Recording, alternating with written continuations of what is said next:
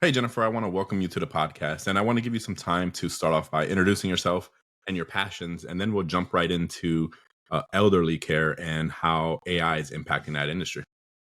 So, first of all, Jonathan, thank you so much for the invitation, especially a day like today, America's birthday. I don't know when this is coming out, but we're recording this on the 4th of July. Thank you again for the invitation to be here.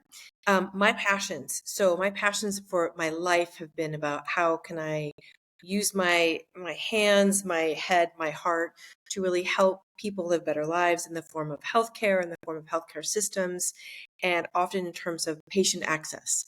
And so because of that, I've done a lot of really fun things. Like I worked in the World Health Organization. I've worked in pharmaceutical companies at the executive level to really drive access for patients to achieve access to healthcare, those kinds of things, and live better lives. I also have a huge passion for improv comedy. It may come up later, but that's something that I do as kind of a monetized hobby that I just enjoy so very much. And I really infuse that into my leadership style, the businesses that I run, and the teams I've led and lead. Um, about elder care. So I'm a co-founder and CEO of the company Viva Valet. So our website is www.vivavalet.com. We're an elder care platform that is a way to access trusted and safe services for the elderly who wish to live at home independently. What we know from our stats, Jonathan, is that 90% of olders wish to stay in their home where they're living now. We know that that's often because it's a prohibitively expensive move to go into assisted living. It's this ticket price is minimum starting price 90 to 100,000 a year. Many people don't have that kind of cash to be able to spend, so they wish to stay at home. So we're looking to find ways to help people stay at home, enable them to be independent, and provide the support that they need to live their best lives. Yeah, I want to first start off by thanking you and, showing appreciation because not many people want to get into this type of industry. And I know it's very challenging. And so I want to start off by maybe trying to understand a little of what are some of the principal problems that you face or the elderly community face or you're facing within this industry. Yeah, so the principal problems, and I love that you asked that question because it's less about what are we trying to design, but really understanding the problems that they're living with. And that informs every design decision, every leadership decision, every investment decision along the way. So the main problems are, again, they want to live at home, and home is usually the place where they have lived for the last 20 to 30 years or longer. Even if they are now in a single home, a single relationship, perhaps they're a widow, or divorcee at this age. Number one, they want to stay there. Number two, again, there is either an insufficient capacity of a place for them to go in terms of assisted living or independent living, or it's financially challenging so that they can't. So that's what keeps them there.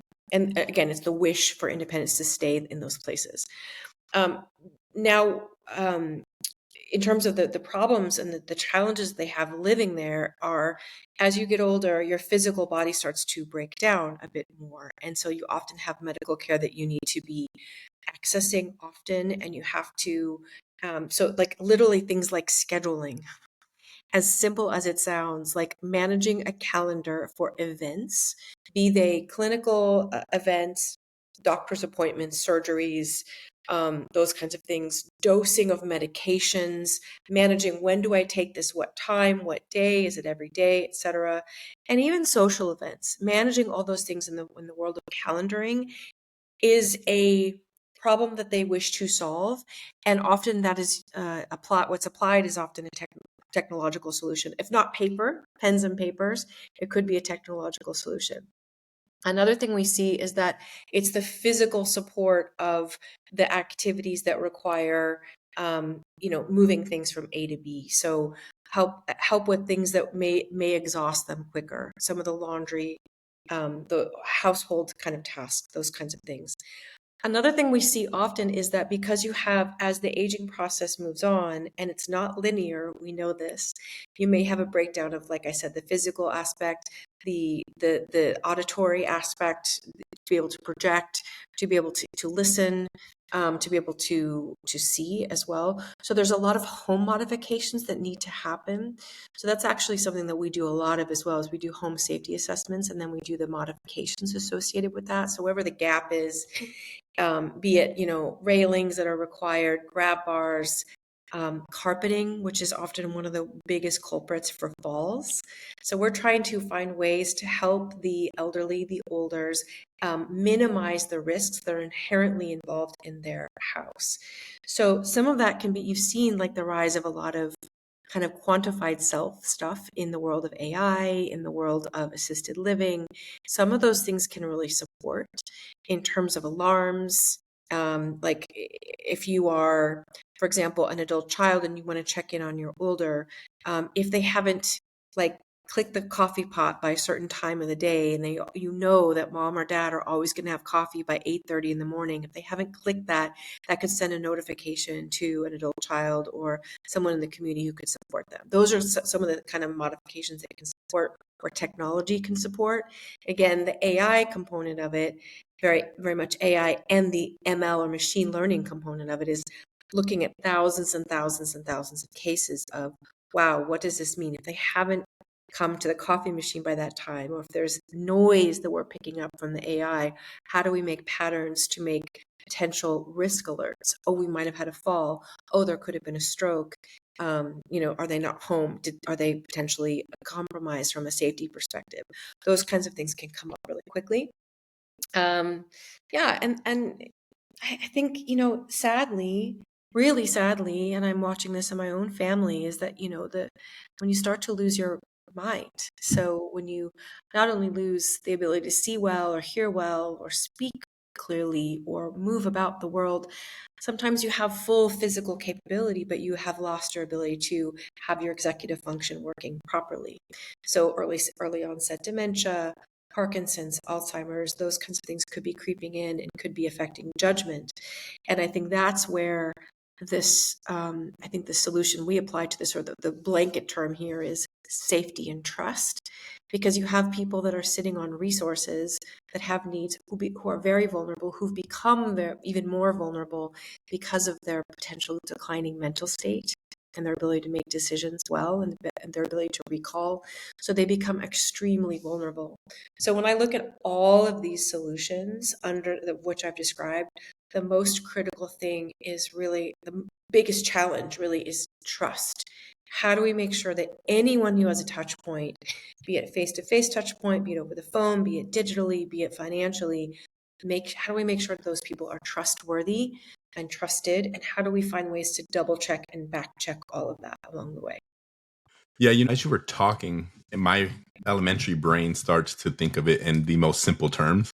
Mm. And, one of the things I thought of was every, I think it's Friday, we go to the pool with my daughter, and Google Maps, even when I just leave, comes up at that time and recommends that place for me to go to because it has learned from my behavior what I'm doing. So I could see this in many different applications. For example, where you have someone who may forget to turn on the coffee pot, but also I can see it where you get busy in your day, and it's understanding what times you eat in the day, what types of food you eat, and it could help drive people towards that. And I think the challenge from that is twofold. I think you mentioned it, the trust. So how do we overcome that trust, especially as we get older? We kind of understand that maybe older, your cognitive declines and you have less trust in technology. And then two, how do we acquire that data for the person so that it could make those informed decisions or recommendations for the person? And I think those are the two main challenges I'm seeing so far. Do you have any uh, barriers, or how you're overcoming those type of barriers? Yeah, so I think on the point of how do we acquire that data, so there's data which a lot of it could look like noise. So I would even say, how do we acquire the data and then understand how do we distinguish signal from noise? Because again, like we see this in all wearables, you have 1,000 points collected per minute potentially, right? And that's just, it's wonderful to have that volume. But some of it is truly noise, and if you look at trend data from some of that data that's picked up, it can take you off into strange directions with spurious conclusions. But what we're really looking for are the key things. And so I think for us, what we're trying to understand is working with neurologists, working with gerontologists to understand if you have this rich source of data like we're describing, how do you then use that to create the ML to train the system to listen for the signals, and what are the 5 key signals that we need to be understanding. So the 5 key signals of what is potentially a behavior that would be just before a fall. What are the things we need to be looking at that are just before a fall? What are the things that we would need to understand just before you have a dementia diagnosis? What are those kind of preceding trends? Like, I'm seeing this again right now, missing dates, missing travel obligations or events, mixing up things like that, getting, not even as severe as messing up names, but like having difficult time scheduling. That could be challenged with tech, but it could also be an early insight for a dementia diagnosis. So those kinds of things, like looking at those signals, really important. I think for us, what we see is, around data acquisition, there's the active versus passive, and wherever we can, it would be a passive collection. So for example, I'm wearing an Aura ring, for example. This is constantly scheduling, rather listening to me. So originally it was only for the sleep time. Now even during the day, it's measuring my heart rate, which is probably really high right now, right? So like measuring heart rate, measuring oxygenation throughout the day, measuring my stress level or resilience levels. So as time goes by, it's both passively collecting, and the software that's behind this piece of hardware continues to improve and enhance the experience of what you're collecting from noise, and then it can signal a signal.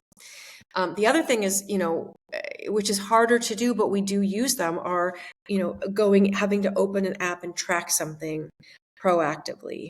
I think very often in the elder care space, that is less and less of a thing. We're actually trying to do a bit more of that, to lower the bar for tech uptake, be it fear of technology, or I guess, create ease with technology. But there are those 2 different paths. Do you do a passive one, which again has potentially too much noise, versus very intentional ways to create like a gaming type of experience that rewards a user for inputting data that can then be used at a later date? With the elderly, for example, the classic thing is they go to the doctor and the doctor asks, "How are you doing today, John?" "Oh, I'm doing great." And we know that John, this patient, has, had a fall in the last 2 weeks, or has had heartburn, or has had pain and wasn't able to move around. They're only going to remember like the last 24 hours or maybe the last 12 hours, and then we're going to report that. So that's something that we're trying to also find ways to create a more longitudinal overview of how you feel, and as a result be able to communicate that to your doctor, and then you can use an AIML treatment on that to understand some of the trends that are happening for that patient. I'm glad you mentioned a lot of that. While you were talking, I was pulling up some statistics here, and I'm glad you keep bringing up falls, because it's a very important topic. And I don't 300,000 in the US a year are leading to emergency hospitalizations and surgeries. So it's a huge cost driver in the US healthcare system. Yeah, and I don't think many of us younger people right now appreciate or understand the impact that it could have on an elderly person, the amount or the drive for it. So like one of the statistics I pulled up says approximately 1 in 4 Americans age over 65 fall every year. So 1 in 4, that's a big number, 25%. And a lot of them are non-fatal, but they lead to sedentary, which then leads to medical issues, and it's just like that, a snowball effect, and it can continue on. So yeah, I was recently on Dr. Hope, Dr. Hope's podcast, and she is an ER physician in Detroit, and she was talking about what we're doing and finding ways to have these in-home modifications to reduce risk and prevent falls.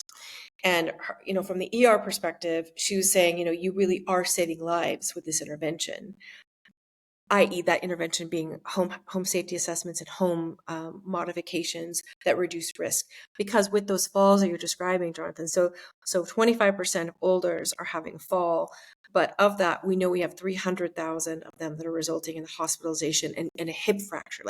That's the real challenge, is if you fall and you break your hip or break your leg, that's going to result in an emergency surgery. And then that's a long-term recovery. So you have an expensive surgery that was preventable because the fall was preventable. But once you're in that surgery, you're going to have a couple of weeks of immobilization, which would be both hospitalization and also in a skilled nursing facility or recovery facility. And during that time of immobilization, you as an older person may never regain the musculature that you are losing from being immobilized. You can say the same thing like a professional football player. You put them in a hospital for a week, and if they're not mobilized, they'll fall on their face when they get up after a surgery or after, having a long-term emergency visit, right? So this is part of the problem, is that if you have a fall, you may not recover your physical ability to move around. And once you lose the ability to walk, you're immobile. And that leads to, physical isolation. It leads to more risk of moving around and leading to more falls. It also leads to sociological and social isolation, loneliness, mental health, those kinds of things. So it's really a serious thing. And I think, sometimes people will say, like, after the age of 55 or 60, you should never get on a ladder by yourself, right? Like, that's one of those things that we think of that as like, oh, don't go to a high place without a railing because you could fall, or don't get on a ladder. That's one of the easy things. But, an 80-year-old, a 75-year-old, an 85-year-old, 90-year-old, they're not getting on a ladder. That's not where the risk is happening, although it might be. You might walk in and see grandma or mom and dad on the kitchen counter trying to get something, change a light bulb. But really, it's often the little things. It's, there is something in my way that I'm trying to lift my foot over and I trip and fall. Or I'm literally walking over carpet and it's not nailed down, or there's a loose, like I'm looking at my own carpet. I have a loose carpet that's underneath my table, and on the ends you could step on it and trip and fall. That's the kind of thing that could lead to falls very, very easily. It's not like even these grand gestures of like, oh, it's a high place, I fell. It's those little places.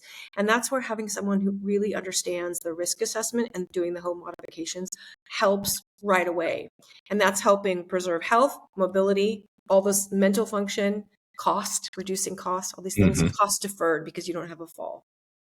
Yeah, and I think that's the main point too, because we all know as you get older, you're in that retirement phase, probably not making as much income as you were when you were younger. So now you also have an added cost of medical. And the one thing I think, I don't know about you, but after 30, climbing a ladder, I get nervous. Even taking steps, I get nervous. So after I hit 30, that was the line for me where everything. I'm nervous now. Just sitting here, I'm nervous. but but also too, I think us younger people don't realize that as we age, our bone density gets smaller, weaker. So a fall out of the bed to us could just be a bruise, and to someone older could be a hip replacement in the future. So that's very 100%. challenging. So again, like if you are listening to this episode and you are in your 30s, pump some iron. If you're in your 40s, keep pumping iron. If you're, especially if you're a woman and you're in that mid 40s to mid 50s range, you're in perimenopause to menopause, have a discussion with your healthcare provider about HRT in order to preserve bone density and lift weights. And lift weights could be, use a weighted vest. Like I put on a weighted vest, I walk the dogs. So just even having like an additional 25 pounds on top of me, moving around the house a little bit, going for a short walk, that jumping with that as well, that's helping to preserve bone density that could prevent these falls in 20 to 30 years from now. Yeah, I've been working out since I was about 12. I remember having a workout in my room, like a station in my room where I worked out, and I've never stopped. And the one thing I do recommend to anyone is a lot of people are afraid they're going to get injured in the gym, but there's more of a likelihood you will get injured and you'll recover from that. But the benefits long term to keeping muscle, preserving your bone density, there's so many benefits for it long term that if you do it right and you are educated, then you go work out. It will preserve you in the long term. I wanted to mention, you bring up mental health, and I think you are having strides in the mental health industry for the elderly in doing this, because as they have these issues, I'm sure they're having a smaller community. It's, even them, they may feel like, I don't want to be a burden on someone. So then they try not to reach out to their children or Yep. whoever is their smaller community. And so, I think that's a big impact. And I know a coworker of mine was talking through Japan is doing the AI robot dogs as pets for the elderly. So I don't know if that's industry, if something you know anything about, but I thought that was pretty interesting. Yeah. So I think, what do you call them? The social attendant robots. It's a whole industry. I'm embarrassed, John, because No, the original one is this white one that's little white robot that's maybe I 3 remember it. high, you know, and very often they'd show up in conferences and they'd show up in in airports and things like that, and it was always a lot of excitement. And like the AI dog or robot dogs or these social robots, these are also meant to support the elderly. There's a lot of data on the avatars that are delivering mental health treatments. For example, people specifically service post active servicemen who are struggling with PTSD were divulging more of their story and potentially having a better therapeutic event from the AI than they were from an actual human.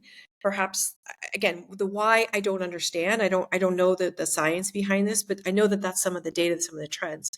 I think, especially, so when we look right now at a lot of the robot delivery or robot development, what you're seeing is not only just what they can do in terms of the care they deliver, the talking that they can do, the services they provide. There's a lot of the how in terms of the surfaces of the skins of these robots are often we're trying to make them softer. So more, how can you simulate the softer touch of skin, the softer touch and something more cuddly than something that feels quite cold, metallic, robotic, like a robot, right? And that's very much it's very much driven by the care burden and the care gap that we have with the future care of the elderly. Again, if you like looking forward, every day, so 6,000 people in the United States turn 65. So again, entering that potential retirement zone. We have the largest group of octogenarians that we've ever seen in human history, and therefore the largest group of 90-year-olds as well. So it's just growing and growing and growing in terms of the volume. At the same time, we see what we call the dependency ratio, which is the ratio of the people that are surrounding each of those people in the community who are able really to care for them. In the 1980s, it was 12, 15 to 1. By 2030, it's 3 to 1, and by 2035, it's estimated to be 2 to 1. So that means if you've had one child, for example, in your family, you only have one person potentially to care for you. So you've got smaller family sizes, you have less people available in your community to care for you. We have a care gap in the world of healthcare because we have a 30% exit that's happening. 30% of healthcare workers are exiting the healthcare system permanently. Now, as a result of that, who's going to care for these people, right? They're living longer, and especially like our age group, you see so many people who are really excited about how do we potentially live longer? Like all this longevity research and longevity interventions. Great. Congratulations. You want to live to 110? Fantastic. Who's going to take care of you? Right? It might be a Mhm. robot. So like robots that have like softer skin, softer touch, that are more capable of helping you lift a person who has to be bathed, or lift a person from a chair to a bed. Those are going to be really important things to support and augment the care that humans would be giving. The robot will be very important. Yeah, no, and I've never thought about it in that way that you mentioned with the skin. And I just thought, oh, a Yeah. robot would be so perfect to have. And I don't know if you've recently seen Elon Musk was having a conversation about moving into that industry and moving Tesla into that industry. And so, I know he's Yeah.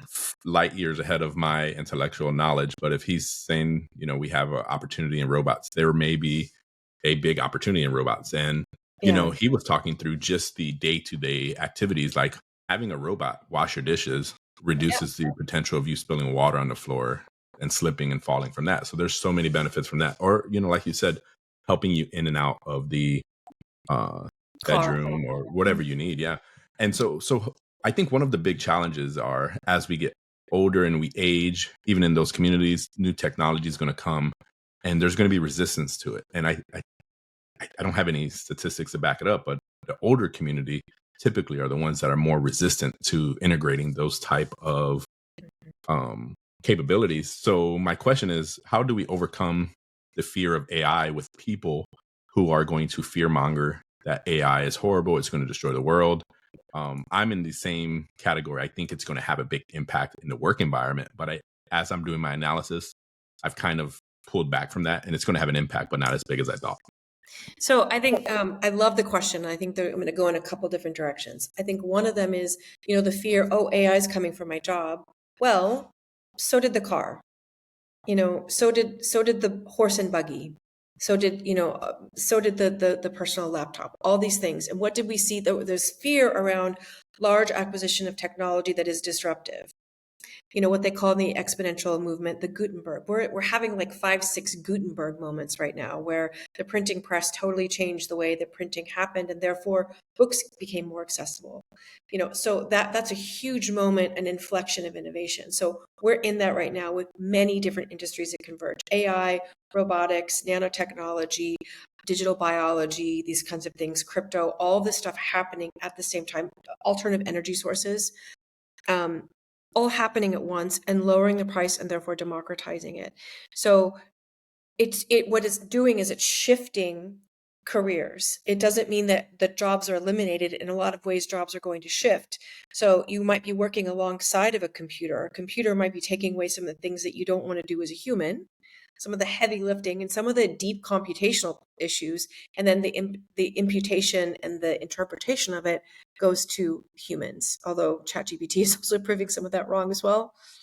Although I was in a side note, I did a ChatGPT battle, improv stage versus ChatGPT, and they were kind of crap. ChatGPT was kind of crap. So humans still won on the comedy side. So great, we still have jobs in that on the stage. For now. So So I part of the we part of the battle podcast. we battle with ChatGPT there. I think so I think first and foremost, like, yes, like AI took my job. Well, AI changed my job. I think it's better to say it like that. AI changed my job so that AI augmented my ability to perform my job so that I can perform a better job or a different job. But I'm working as a collaborator with AI and a collaborator with technology in a way that we can get to higher heights and have better experiences. I think that's one camp of it. I think the other thing is, like, in some of these cases, there's no other choice. Like, on the physical component, when really we have this gap of there's no one here to take care of me in my family, in my community. There's no one who's available to affordably care for me in the healthcare system. Robots might be the only option. I think that's more like that's more a stick than it is carrot. I think the last one, and you talked about Elon Musk, and Elon Musk has been deeply involved with Singularity University for a long time, and Singularity University does a great job of helping us as entrepreneurs and titans of industry understand what are those major intersections and Gutenberg moments that are happening, intersections of the Gutenberg moments, and how they're going to transform every industry.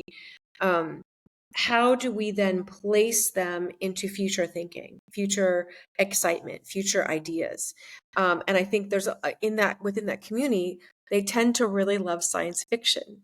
And so I think that we have a great partnership in the world of storytelling, in the world of even Hollywood, to tell a better story about what technologies are coming and how it can drive freedom. And I think that's a bit chicken and the egg, because well, I mean, think about television. We had a black president on television before we had a black president elected in the United States, right? We had all of the kind of iPhone-like things or iPad-like things or sensor-like things on Star Trek back in the 50s, in the 60s and 70s, way, way before we ever had those things. And they became aspirational. It's almost as if, it's as if people were designing for that because they were inspired by the science fiction. I think the science fiction and the storytelling and or what we see in media makes us more comfortable with with what is coming. Sorry, I can't speak right now.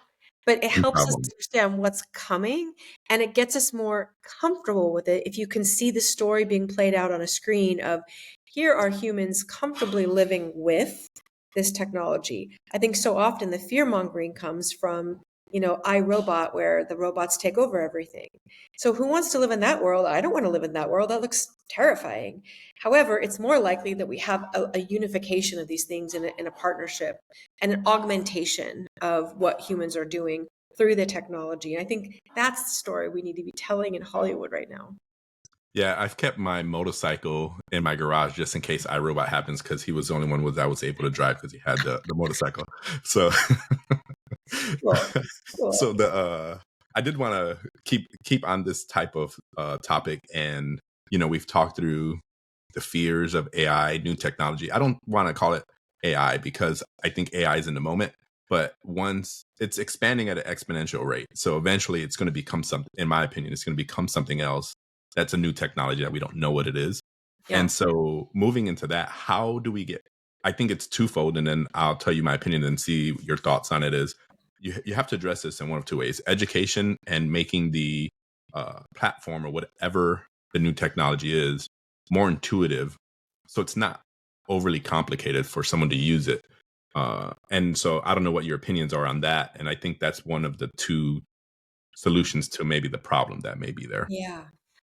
So again, two different things I want to talk about with regards to that is one is the just the use of any platform is, you're right, the UI UX is vital in all this process.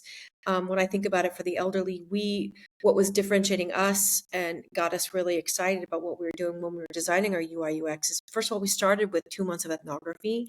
So we're literally watching people in their homes, cameras, ethnographic research, ethnographic interviews to understand what are the hopes, fears, joys, concerns, wishes that they have in general.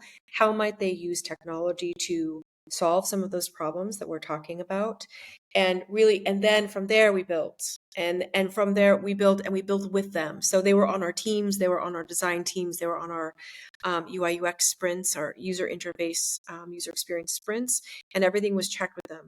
So that meant that, it's often people will just say, oh, it's a bigger screen. No, yes, that is one part of it, but that's not the only thing. So, color acuity has to be more extreme because you lose your color acuity as you age. So more color differentiation, more visual differentiation, higher contrast, for example. And then, less choices, for example, available. Don't overload them with choices. Helping, having a very clear path of which you're traveling through, and understanding like what's the goal, what's the payoff at every stage, celebrating the progress you're making at every stage, so they understand that they've actually completed a step, and we celebrate that. So technically, like our little guy comes out and dances. So things like that. So that's really, really important, I think, to figure that out. I think the other thing that you're talking about was, back on that original point, like it's not just AI, it's about education. So again, education on how to design what I just described, but education on educating the AI. So, artificial intelligence plus machine learning is really what we're talking about. AI alone is, again, signal, and the ML, the machine learning, is taking out, it's noise versus signal. The ML is taking out the signal. So then when you're going to train your AI on what they need to be looking for in the signal, that's where education is super important, because we're actually educating the technology. And that's where representation is really critical. Representation in so many different levels. We've talked about how so much of the risk that we have with using AI is that it turns out just as biased as humans are, because if we only feed it with the examples that we see in society, or we only see in technology, a white male face, no offense, Jonathan, but you know what I mean, right? If it's only a white male No, face, none taken. if you only have white American presidents, AI would never predict a white female president, for example. Just as Exactly. the simplest example. So then training the AI is really vital, and making sure that you have representation, gender representation, ethnic representation, socioeconomic, diverse representation, religious representation, diverse religious representation, and age. Because I think right now, if things are skewed only towards that, 20 something demographic, which usually advertisers are skewing towards, you're not going to design things for olders. And that's your Mhm. largest economic class right now. So literally we've never seen so many people above the age of 65 in human history. We've never seen wealth accumulated in that population as much as we've ever seen in human history as we do right now. So you have this huge market that's actually there, ability where we've effectively transferred in so much our wealth from our young family making time into the older ages. They actually have the resources, and they have spending power as well. So I think before we all skew towards the next hot thing that we find on TikTok that's exclusive to the 19 to 25-year-olds, remember that even the olders are on TikTok as well. You can probably use TikTok shop with them as well. Mhm. Yeah, and that's a perfect example of how to use some type. That platform is super easy to use. Just hop in, swipe left, right, up, and down, and it all works. And so I think it's pretty. And to your point, I just wanted to hit on this. You had me thinking about. You were mentioning diversity in the data sets and why it's important. And I don't think many people understand the background or the back end of the data and how one thing being left out, one category of data being left out could have such a big impact of the outcome of the solution. And the big, like you just mentioned, you could say, race. If you leave the race out, how could it predict off of the genetics of the people? Or if you left the gender out, how could it predict off of historical data from the gender? So it's very important to make it diverse, but also make sure you have enough data sets and then take that noise out that is going to just give you skew the solutions. That's a very challenging point too. 100%. And we will have challenges with this unless we fix this at the design phase. Because very often people are like, you let the AI decide. I see this in the recruitment, like outside of olders, I think in the staffing and recruitment era where a lot of AI and ML is used to screen CVs, because we have, especially with LinkedIn, you can have thousands of people applying to a job that's being advertised on LinkedIn or Indeed, for example. You've got to find a way to screen that because that's more than one human can handle, right? So then you put them through some kind of AI tool. If you didn't get the right screening material in that, you're going to always bias towards something that is very specific, and it may be an unintended consequence. So we assume that it's more simple, it's more scientific, it's easier, it's helping us take away like human emotion or bias. Actually, it could be reinforcing human bias if we don't have all those data sets in place and all the representation in place at the design phase. Mhm. Yeah, we might be recreating more problems that we're trying to dig ourselves out of right now. Yeah, no, those are great points. And one of the I know we've been talking about the older community, but now I want to shift a little to the younger community because, in my opinion, I think and I predict that this younger generation is the older generation in the future, which is the younger generation now, is going to continue to expand because of AI in medical. They're going to be able to predict cancer earlier, which allows you treatment and all these different health issues, if they're identified earlier, can be treated, and you will have a growing age community. So, Yeah. what can we do as a younger community to make sure we either are prepared or maybe helping the older community in the current state we're at? Yeah. So you're absolutely right, is that, look 30 years ahead, medicine as we see it today as being this, manufacturer complex of sick care, where you go to a building where sick people are to receive health care, or healthy people go there to get screened.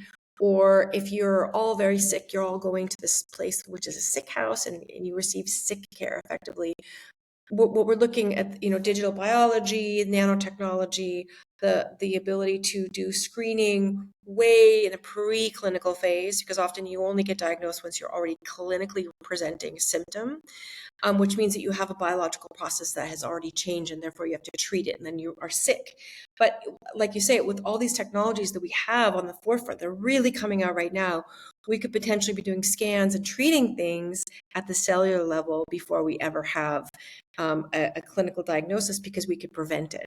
really early on. Gene therapies, et cetera. I mean, that's gene therapies. We're going to take some time just because of where we're at right now with it. But we'll have other ways to repair before we actually have a disease expression. So, in that sense, like, what can we do to prepare? What do we do? I think it's Peter Diamandis at Singularity who says, like, if you can hold on for another 30 years, you're probably going to live in this world that we're just describing right now, where probably disease is something that you can escape because we'll be able to have, or maybe other diseases will come up as well that we have to take care of. But you'll be able to escape a lot of this because you'll have treatment before you actually have clinical symptoms. So almost what they describe as escape velocity of human health, or the human life expectancy. You might be able to get these people who are living to 130, for example. So right now, like, what can you do today? Like, eliminate risk, wear your seatbelt, like the basics, right? Wear your seatbelt. Don't die dumb, right? Don't die. If you're going skiing, wear a ski helmet. If you're on your motorcycle, wear your motorcycle helmet. If you're cycling, wear a cycling helmet. Like, do the basic things that you can do to avoid, like, the dumb ways to die right now. Like the ways that could just bluntly kill you, because disease as we know it will probably be managed in a different way, and you'll probably be able to prevent it in a different way. So I think, if you're young, if you're 20, like, that's the path right now. If you're like older, like middle age, like me, not you, you're not middle aged, but if you're middle Tell aged me, like give me, me the advice. I think it's all those things, like, it's exercise, lift heavy, preserve your muscle mass so that you can walk and run. Preserve your bone mass so that you don't have the risk of fractures. All these things. Of course, the exercise is good for the muscles and the bone, but also for your venous health as well. But one of the things that maybe we haven't talked about so much, might surprise you, is that invest in relationships. So relationships are actually the most critical thing that are going to keep you living past that long age, right? So Oh, that I never means thought of it. it is, I mean, if you think about, if you're going to be in a couple, it is the most important decision that you ever take, is if you've decided to have a lifelong relationship, if you call it marriage or a long-term domestic partner, having children, it's the most important decision that you're making, because that person is going to influence, if you have children, what is their genetic path moving forward? If you're going to move around in your life due to your or their career opportunities, they will influence where you live. They'll Mhm. influence potentially whether you're able to work at all. They'll influence what you eat. They'll influence, some of your hobbies and your social circles. So, and ultimately, it's that core relationship, if you have that, plus the social circle that you have, is really the swing factor of longevity. It's, yeah, sure, the other stuff is important, weightlifting and bone health and muscle health, all really important, and brain health, all these things. And the most important thing is actually the social connection. So again, if you are coupling, then think about it. It's also the most important financial decision that you make, because it does influence, what is your earning potential? What is their earning potential? How are you going to invest together? If you divorce, how are you going to divide your assets? Those kinds of things. They're critical decisions at every level. So, number one, if you're choosing to partner, that's the most important one I would say the most important decision for longevity. And then the friendships that you have around you. Hope that Man, helps. that's such a good point that I never thought of, the friendships and the long term relationships you create, because a lot of times, especially in this world we're in right now that we've grown into, it's a lot of transactional relationships we're in, and we're in a point of we have to work, and we're not building those relationships that you have to root it in a strong relationship, so that when you're 65, you're not trying to look for friends. You already have that community there for you, and it's all the same type of values. And Yeah.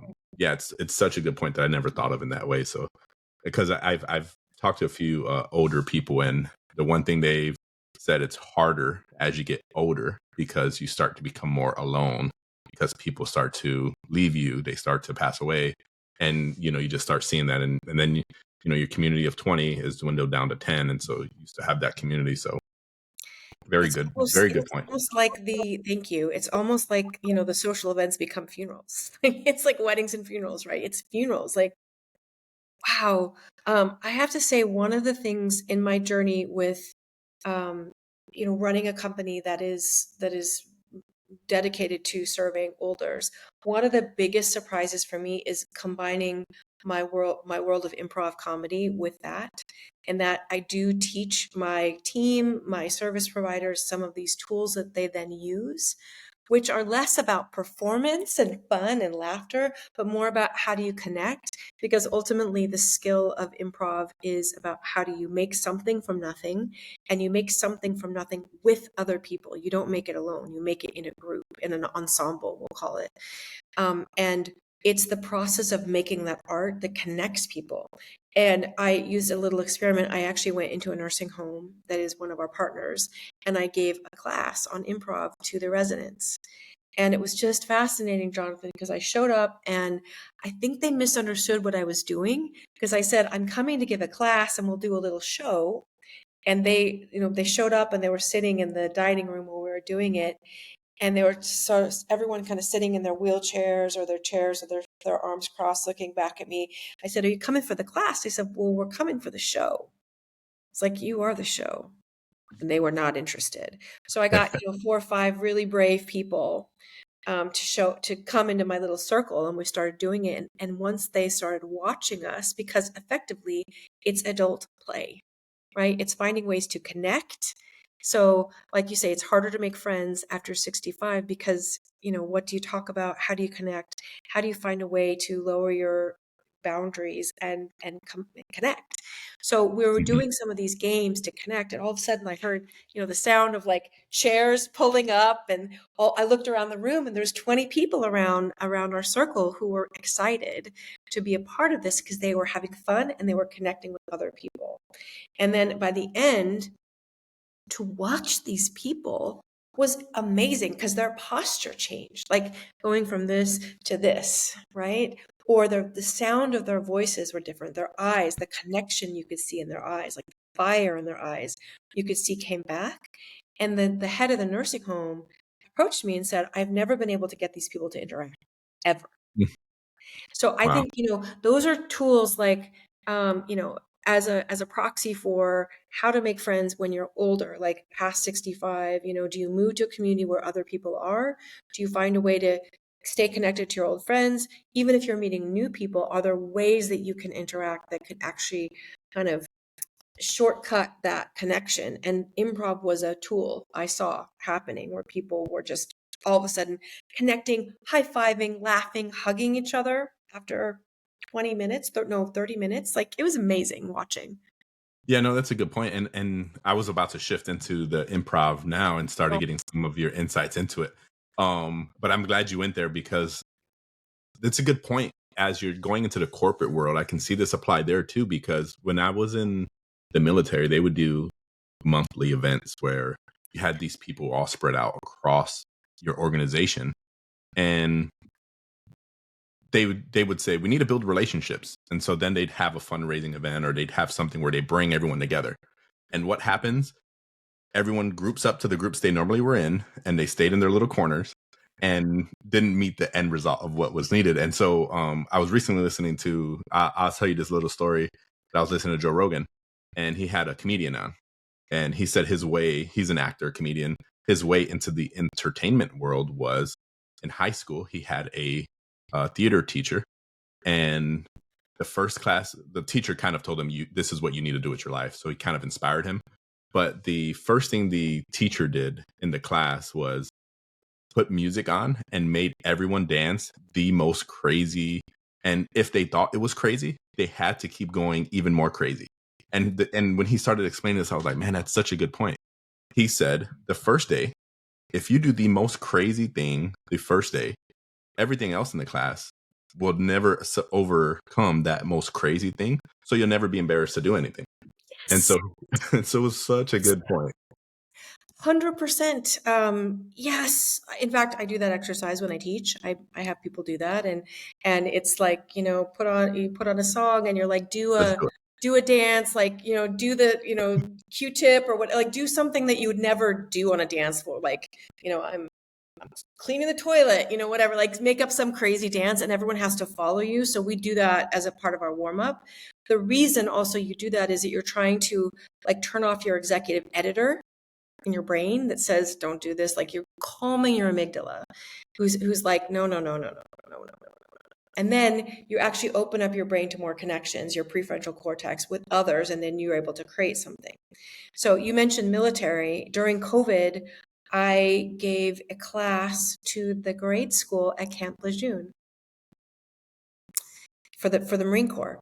So Nice. what I saw, I had a friend who was a teacher at the Camp Lejeune, and she approached me and she said, everyone is suffering, and the teachers were having a very difficult time connecting with each other and also connecting with these kids because a lot of the classes were still remote, and they were just really having a hard time. So I actually worked with the grade school that's on the base at Camp Lejeune to support the teachers, to give them some of these improv tools that they use with each other to kind of boost each other's mood as teachers, but they use them in their classes. And I still get little comments like, we use this, we love it, thank you.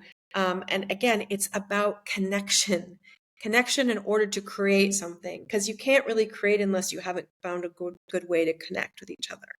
So that's yeah, Yeah, absolutely. it's actually too one thing I wish I would have gotten into younger. Even in doing this right now, I delayed it many years because the fear of so many things, being judged, being whatever the fear was. And also to like, I can talk about this in phases, and I'm sure it's like something someone studied and they put out in a sociology paper or something. But when Mhm. I was 18, I'd go to a bar, club, and stand around and be afraid because people were going to judge me that I've never seen and probably have never seen again in my life. And, so then you become 20 and you're like, well, I'm just going to have fun. Then you have fun and you never see those people again, but you still had fun. And now you're at a point where you're like, well, I'm comfortable in my own skin to do whatever. And I wish I would have gotten that when I was 18. It would have been such a value add. I wish all of us could. I wish, if wishing made it so, right? So I think Let's do a that's bit of really time key. machine. Let's go back. If time machine would be a time machine with the wisdom you have in your brain now to go back and do those things, that would be amazing. I think as much as, wishing makes it so, when you're in your teenage years, you're still in this very vulnerable kind of evolutionary process where it's the evolutionary process that tells teenagers to stick with the tribe. So this idea of conformity and the demand for conformity, if, oh mom, you're lame if like you look different, or if you somehow differentiate yourself from the pack, like from an evolution perspective, that was a survival risk, because if you somehow didn't fit in and blend in, you might get kicked out by the leaders of the pack, Hmm. or the tribe. And so it evolved as an instinctual way to keep people alive by these associations and these relationships, which were needed for reproduction, for thriving, for eating, for protection, safety, all of these things. So I get why teenagers do that, because it's part of this, like the lagging part of our evolution, our evolutionary brain that's still saying like, don't be different because I need to survive. I think once you get into your 20s and you're 25 and your brain is fully formed, then you have the luxury of the wisdom that you can start relaxing and saying, I can be different. I can think different. I can do something different. So Yeah. And yeah, that's I where we think I shift that from saying I wish to, if you are in that age, to go to improv, test these things out, do different things, try it Yes, all yeah, out. yeah, Yeah. for sure. It's one thing too. I remember I took dance in college. If you took I'll tell ballet in people, college, congratulations. I'm sure you had lots of dates. no, no, no. What I learned was my hamstrings were super tight. I learned I was horrible at dance.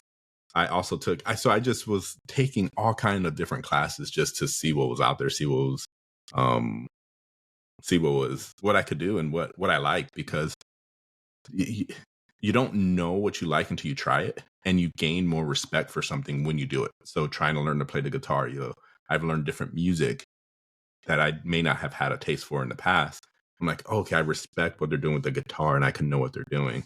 Same goes with dance. I understand how challenging it is and how important it is to be strong but flexible, which still not flexible to do any of those things now.